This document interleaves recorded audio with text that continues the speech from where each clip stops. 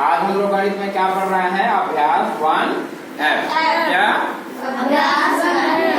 तो कुछ इसमें सत्य असत्य वाले प्रश्न हैं, इनको हम लोग पढ़ के देखते हैं इसमें क्या है। ठीक है, पहला इसमें देखो -6/7 और +6/7 परमेय संख्या नहीं है।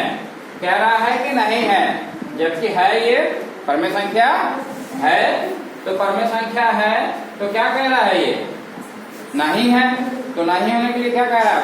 ये सही है, लेकिन ये कह रहा है कि गलत है। तो गलत के लिए फिर क्या कहेंगे यहाँ पे? असत्य है। क्या? असत्य। दूसरा प्रश्न देखिए, परमेय संख्याओं में योग का तत्समक अवयव शून्य होता है। ये हमने बताया था। कोई अगर एक परमेय संख्या दिया है तो उसमें जो जोड़ने पर दोनों का जोड़ क्या हो जाए? शून्य हो जाए, तो हमारा क्या होगा? तत्समक अवयव होगा। तो ये हमारा क्या है? ये सत्य है। तीसरा पढ़िए, परमेय संख्या शून्य का योगात्मक प्रतिलोम नहीं होता है। बताओ। होता है। शून्य का ही तो योगात्मक प्रतिलोम है, तो ये क्या हो जाएगा? सत्य है। क्या कह रहा है? परमेय संख्या शून्य का योगात्मक प्रतिलोम नहीं होता है। शून्य का योगात्मक प्रतिलोम होता है, तो ये क्या हो जाएगा? सत्य क्या? असत्य। किसी ऋणात्मक परमेय संख्या का योगात्मक प्रतिलोम एक धनात्मक परमेय संख्या होती है। ये सही है?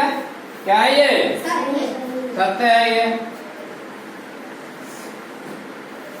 अगला देखिए, परमेय संख्याओं में घटाने का तत्समक अवयव शून्य है। घटाने का नहीं, जोड़ने का है। क्या है? जोड़ने का। तो ये क्या हो जाएगा आपका? असत्य हो जाएगा। क्या हो जाएगा? असत्य।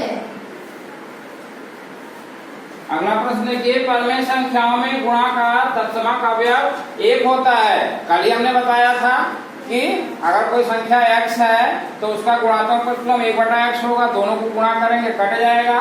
तो ये आपका क्या होगा? ये सत्य है। क्या है? सत्य। एक ऋणात्मक परमेय संख्या का गुणात्मक प्रतिलोम एक ऋणात्मक परमेय संख्या है। ये भी सही है, ये भी आपका सत्य होगा। अगला प्रश्न देखिए, परमेय संख्या x का योगात्मक प्रतिलोम x हो तो x का मान 0। ये भी सत्य है। तो इस तरीके से हमारा जो सत्य असत्य वाले प्रश्न है वो हल हो गए। ठीक है, थैंक यू क्लास।